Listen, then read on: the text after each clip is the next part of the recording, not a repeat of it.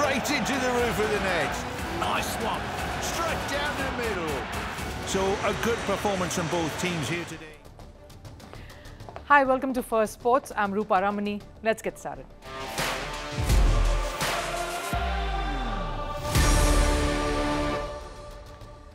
On the show today, the relationship between fans and the players is a special one. There are many sports stars who revel and excel with the crowd right behind them. And then, of course, there are some where the relationship is tenuous and strained at best, like that of the England football team and the English fans. The most rowdy bunch is pretty much the most intimidating ones too when it comes to their own team. Is there a toxic relationship between the England football team and its fans? They attacked manager Gareth Southgate with paper cups at the end of the game last night, despite England qualifying for the next round. And speaking of toxicity, can we really keep Pakistan cricket far away from that word? Captain Babar Azam is fighting a battle with a journalist who's accused him of match fixing at the World Cup. Pakistan cricket continuing to step into one murky, messy muddle after another. And to end on a lighter note, Lionel Messi says he doesn't like losing at football, even when it's to his own kids. But first, the headlines on Sports 360. Starting with football and Copa America, Argentina have entered the quarterfinals. The defending champions beat Chile 1-0. Lautaro Martinez scored the only goal of the match in the 88th minute. In the Euros, Austria shocked Netherlands with a 3-2 victory in a Group D match after Donald Mullen's own goal, Romano Schmid and Marcel Sabitzer's goals helped Austria beat the Dutch team. With 6 points, Austria finished top of the group. The second team to qualify from the same group was France. Their match against Poland ended in a 1-1 draw. After Kylian Mbappe scored, Poland's Robert Lewandowski equalized. American swimmers Michael Phelps and Alison Schmidt have slammed Olympics anti-doping programs. Their criticism comes after Chinese swimmers involved in a doping scandal were allowed to participate at the Paris Olympics. Phelps said anti-doping measures taken by WADA have fallen short. Over in NBA, Los Angeles Lakers are planning to offer LeBron James a 3-year contract as he's 39 years old. The maximum money that can be offered in this case is $162 million. And the co-creator of the Duckworth-Lewis method, Frank Duckworth, has died at the age of 84. The DLS is used for calculating targets in cricket matches that's affected or stopped by rain or other factors. It was officially adopted by the International Cricket Council in 1999. The one person no one would want to be right now is Pakistan captain Babar Azam. It isn't easy being captain of any side. Sure, the laurels come to you first, but so do the brickbats. And Pakistan over the last many months have only been at the receiving end of one kind of treatment. It's been a torrid year and we're halfway through it now. I'm pretty certain Babar Azam has forgotten what it felt like to win consistently and be at the top. This from the captain who took his own side to #1 ODI rankings just last year. Rohit Sharma, India skipper, with that win over Australia at the World Cup, went level for most wins as captain in T20 internationals alongside Babar Azam. But there's another reason, and not a particularly good one, that Babar Azam is in the news again. It's in connection to a defamation notice. Babar Azam is planning to sue a Pakistan journalist. Now you'll say you've seen everything there is to be seen. Just last week, another Pakistan cricketer, Haris Rauf, got into a heated exchange with a cricket fan in Florida and came to near blows just after he assumed that he was Indian. And here we have the captain of the team charging a journalist for defaming him. So why has it come to this? A Pakistan journalist, Mubashir Luqman, has accused Babar Azam of accepting bribes in the form of expensive gifts for underperforming at the T20 World Cup. Now, let's be clear. This is a very, very severe allegation. No one should even dare to accuse any sports person, let alone a cricketer and a captain of a side, of indulging in such practices. But this is what Luqman is saying. Just a few days ago, Babar Azam received Audi e-tron. Babar mentioned that his brother gifted him the car. But I found out his brother does absolutely nothing. When I inquired about the car, A source told me, if you lose matches against America, Afghanistan, the Netherlands, or Ireland, won't you get cars, houses in DHA, plots in Australia, and apartments in Dubai? The journalist says he knows that Babar Azam did not receive that car from his brother. He's sure about what he's alleging and he isn't wavering. Babar Azam is furious. He and his lawyers have reportedly filed a defamation notice. A media house that has a copy of the notice filed by the captain says that Luqman, the journalist, has been asked to apologize within the next 14 days, failing which he will have to face charges. The defamation suit is of 1 billion PKR or 36 million US dollars. This is what the notice says.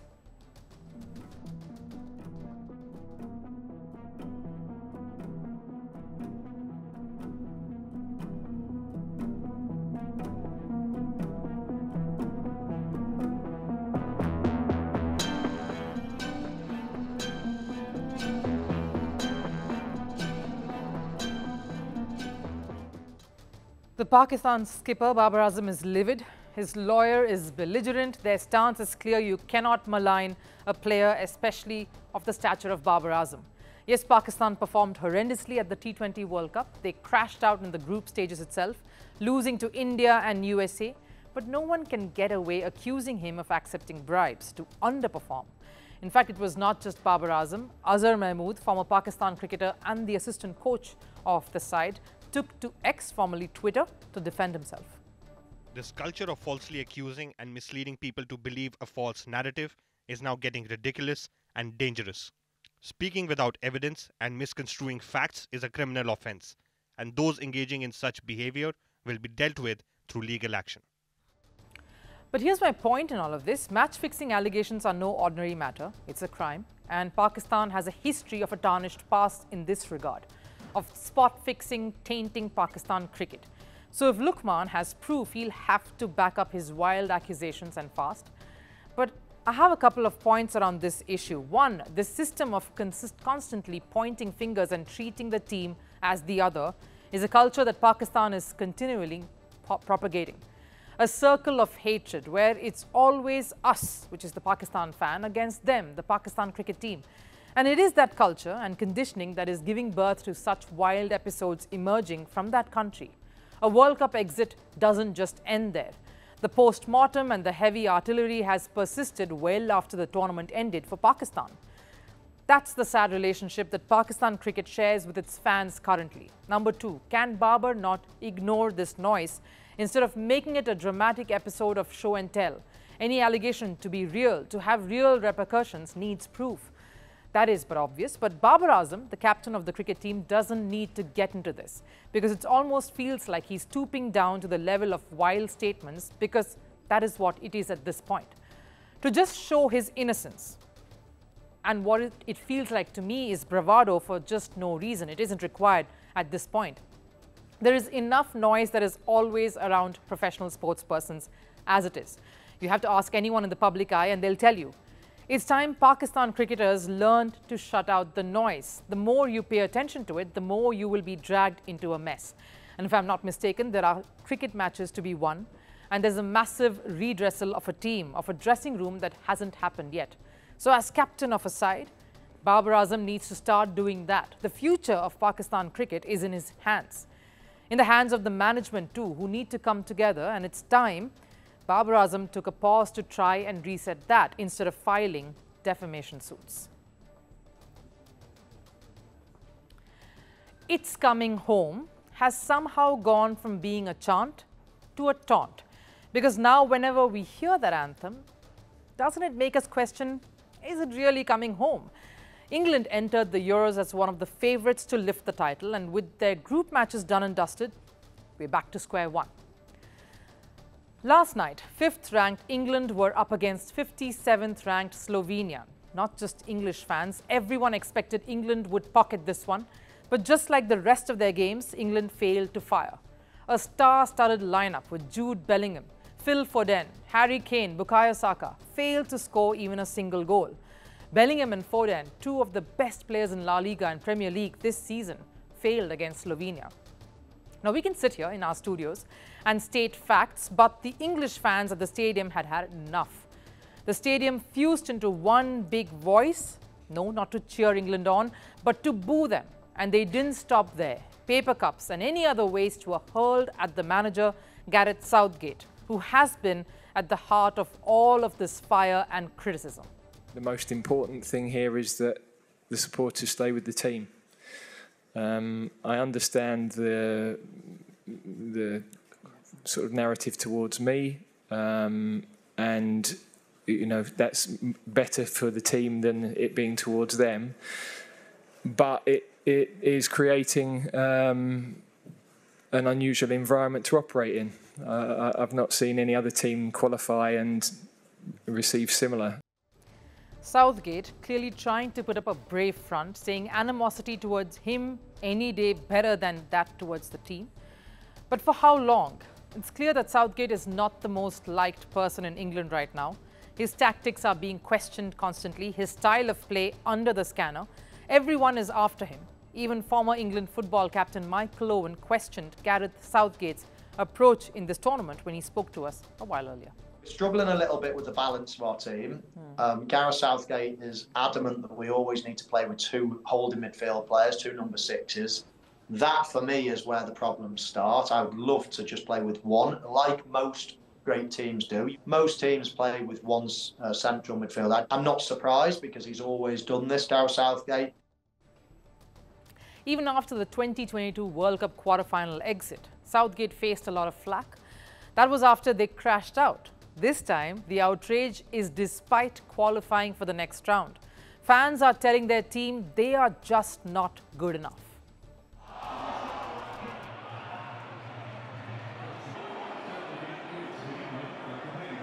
I've watched all of our games so far. They're all the same.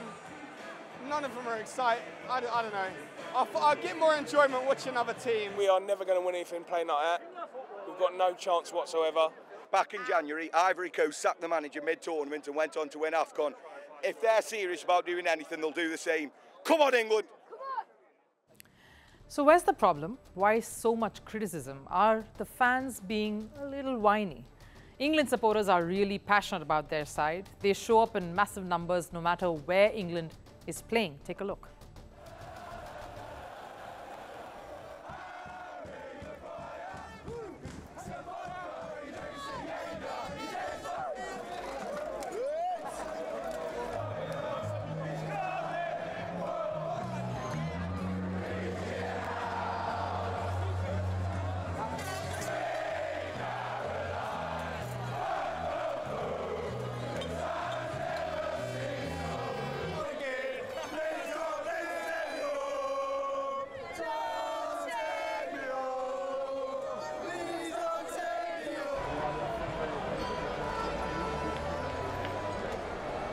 The kind of craze among English fans, they will turn up no matter where the team is playing, but all of that excitement, that vigor just turns into a nightmare like this.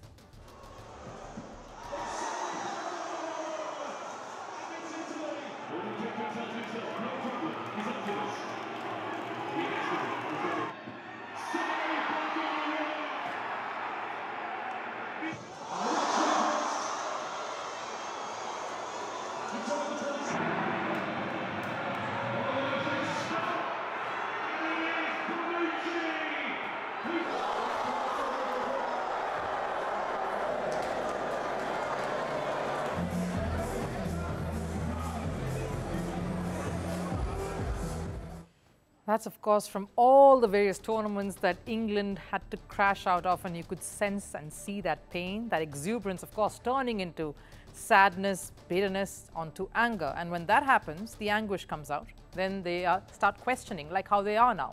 They want the manager sacked. They are criticizing the players, booing their own team in another country. The pressure on the football team in England is immense. And to think these are the same players who've been exceptional in their respective clubs. You won't see Bellingham feeling the heat at Real, Foden pressured at Manchester City, Saka underperforming at Arsenal, or even Harry Kane not scoring for Bayern. When they all slip into England colours, somehow there is a switch which makes me think English fans share quite a toxic relationship with the English football team. Their passion and love for the Three Lions could be the biggest roadblock to England's success. Have a problem all the time with the pressure. We've got, we've got pundits, we've got the press, we've got the whole world that think we should win every tournament that we enter. It's not quite as easy as that. So the players have to manage all that as well as trying to put in a good performance on the pitch. So lots of hurdles for England to overcome, but we'll see how we get on. Here's the thing about England fans. They want to win at any cost. And if that doesn't happen, they bring the guns out. But the end result, England haven't won anything major since their 1966 World Cup triumph. Almost 50 years. They haven't won the Euros. They came close in 2020, but that campaign was just as heart-wrenching. Every fan wants their own team to win, yes, but with England, it almost feels like players are constantly at gunpoint. Fans can cross over from love to hatred in no time. And could that be costing England glory at the highest level? What will football between a father and his kids in a backyard look like? Some easy passes, some shots at goal, letting the kids win, of course, and some fun and banter, isn't it? Not when you're Lionel Messi, football legend and someone who's literally won it all, be it League Cups, Champions League, World Cup or Ballon d'Or. Messi has nothing to prove, but maybe he does to his kids. Messi and his wife, Antonella Rocuzzo, have 3 children, sons, Matteo, Thiago and Ciro. Now, we're sure he would be an exceptional father, inspirational and someone who's always cheering them on. But when Messi plays football with his sons, he says there can be only one winner. He can't lose, not even to his kids. Lionel Messi and Argentina lifting the 2022 FIFA World Cup. There were emotional scenes in Qatar, and right after the team photos, Messi celebrated the most memorable win in his career with his family. Accompanying his wife Antonella were his 3 children, Thiago, Matteo and Ciro, all waiting to click pictures with the World Cup trophy. A reminder to the world, no matter the genius he's on the pitch, he has his family to go back to share some of the best moments with. And yes, he's a passionate father. He's embossed his kids' names on his shoes and fans all over loved it. But would you believe when I said that when it comes to football, nothing can come in between him and the sport? Nothing and no one can come in between him and winning. Families fight over who gets the bigger piece of cake, who'll get the chocolate first, but in Messi's household, it's Lionel Messi who gets his competitive streak on, especially when he plays with his kids. Yep, you heard it right. Despite achieving just about everything, Messi still can't bear to lose to his kids. My competitiveness will never go away. It's a gift. That's just who I am. I was born this way, and it's very difficult for it to fade. I even find it hard to let my children win. Can you imagine one of the greatest of the game going full throttle against his 3 kids and admitting that the competitiveness has become a part of his psyche now? Lionel Messi isn't just saying that on his social media. Whenever he's spotted playing football at home, he doesn't go easy. He taunts all opposition defenders the world over on the field, and he's just as feisty with his kids at home, be it dribbling past them or even forcing them to go down on the ground. And while some of the great defenders, Pepe and Ramos, were able to stand up and bounce back, Matteo, Ciro or even Thiago cannot. But that's what you get if Lionel Messi is your father. And maybe this is his way of toughening them up. But Messi makes up for all the rough play. No, not with ice cream or treats. That's a strict no-no in an athlete's home. But getting them to be a part of history in the making, like the Golden Boot in 2019. I'm not all too sure if Matteo knows the importance of it just yet. Maybe it's just a shoe for him and he was wondering where the other one was. The Ballon d'Or, when Messi won it for the 8th time. Even when Matteo couldn't lift the 15 kg Ballon d'Or trophy, he was still super thrilled to share the podium and the moment with his father. And maybe this is all practice for the future when he can imagine winning it himself. And it's not just the kids who get the rough treatment when it comes to football. Messi's beloved dog, Hulk, isn't spared either. The massive French Mastiff, too, cannot snatch the football out from Messi's grasp. Clearly, there is only one winner when it comes to football in the Messi-Rocuzzo household. Like in the football world, the Argentine believes it has to be him. Time for last serve, a championship victory and a nail-biting finish. Nothing is more fitting and special than this for a sports fan. Florida Panthers fans celebrated their team's long-awaited Stanley Cup win. The city of Florida erupted in joy as they beat Canada's Edmonton Oilers. Take a look.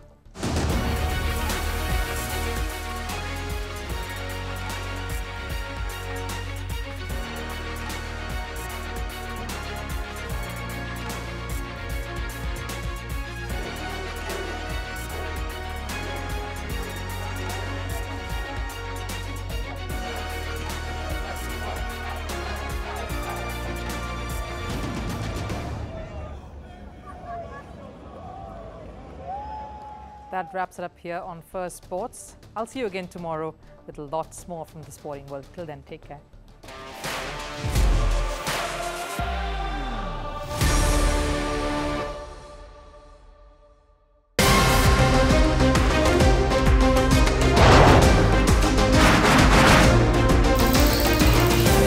On the show today, the T20 World Cup bandwagon has moved across to the West Indies. What can we expect from this?